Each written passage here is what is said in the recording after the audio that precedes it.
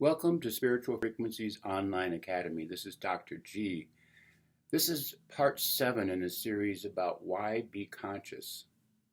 And as I mentioned in another presentation, uh, being conscious is a state of wordless awareness. And I'll say more about how to reach that state of wordless awareness more in a later episode. But if you read my book, Star Consciousness, there is a whole section devoted on the steps to becoming more conscious. But we'll probably cover that, well, for sure, we will cover that later. But I want to mention today is when you choose to be conscious, your relationship life completely changes. Even the word relationship, if you look at it, the prefix re is about the past, or repeating over something else. And then late, well, late again is not in the moment necessarily. So you change completely your point of view and your experience of relationships when you become conscious. In fact, I'm going to use the word connectionship here for the next few minutes and use that instead.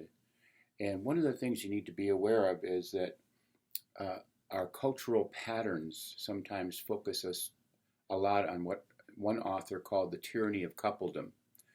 In other words, looking for another outside of yourself for happiness. Do some people find happiness that way? Yes, there's a certain element of happiness that occurs when there's a good match and people support each other. But as you become conscious, you actually change your point of view and you're actually making or prioritizing your own happiness as primary. And a lot of times you'll hear from people, well, that sounds really selfish. But if you look at it from a conscious point of view, when you prioritize your own happiness and you actually experience it through a variety of different ways, in terms of taking time for yourself to tune up and tune in, to tune into the spiritual frequencies, the title of one of my books, through meditation, through relaxation, through deep sleep, through communing with nature, and a variety of other things that people and methods people use to experience a more conscious, more in the moment experience, then your relationship priorities change. The alchemists call it the mystical marriage. There's really nothing mystical about it, but it is very energizing when you make your own happiness and how to experience it more a priority in your life. And it does require you choosing to be conscious. Just to go along with whatever the society says you should go along with, or automatic training you get from the media, from those around you, through family traditions and that sort of thing. For those who want to go that way, that's perfectly fine, and we all learn our lessons in different ways. But once you choose to be conscious, it's a whole different world. So I highly recommend that as you become conscious, take a look at your connectionships differently. You will connect with different people. You will connect with people that have a similar point of view and a similar experience and priority in their life to actually improve and benefit from being conscious.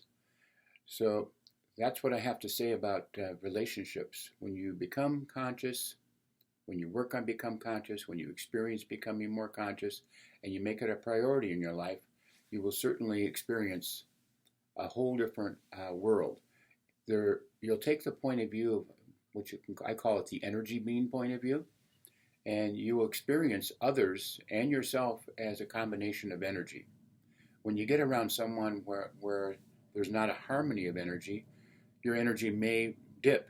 It may not be as centered and as energizing as being around people and places, but we're talking about people here, that energize you. So you'll be more selective in the people that you're around, those who encourage you, those who accept your viewpoints in terms of your goals and where you want to go with your experience and improvement in your life, and they totally embrace that, and they want that for you as well.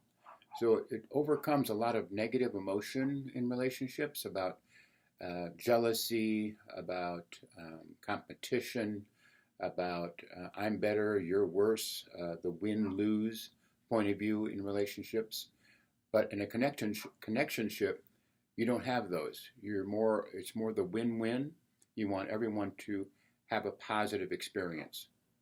So soon we will have the next episode in the series of Why Become Conscious. But in the meantime, let other people know by reading Star Consciousness and by going to patreon.com/spiritual frequencies. There's a lot more available to you there.